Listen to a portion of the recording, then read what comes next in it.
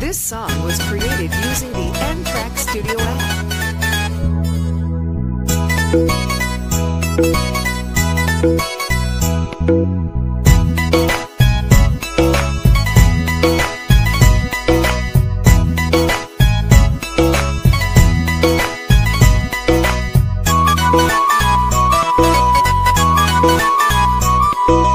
Simple simple la saminang simple la samina simple simple la saminang simple la samina ning nang hang ning nang do ning nang dog nang pa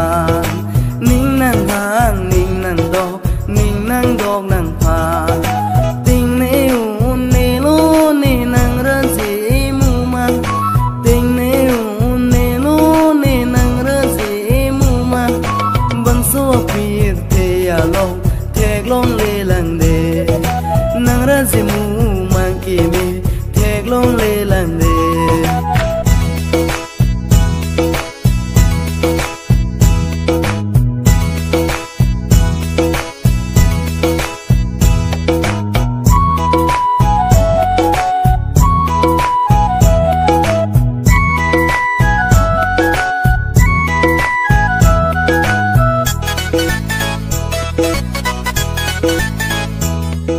Ridam ta long ne ne je ding ki nang ra je mu mang ki thek long le lang de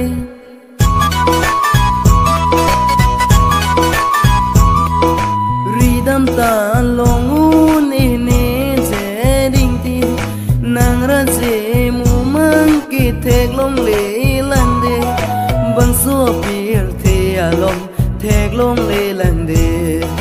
nang ra ji mu mang ki me thek long le lang de ning nang hang ning nang do ning nang dog nang pha ning nang hang ning nang do ning nang dog nang pha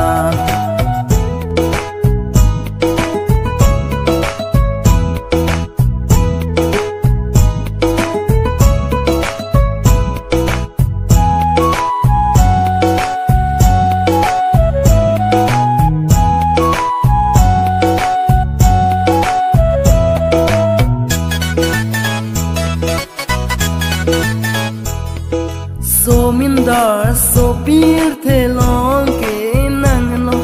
so min dar so pir the along ke nang no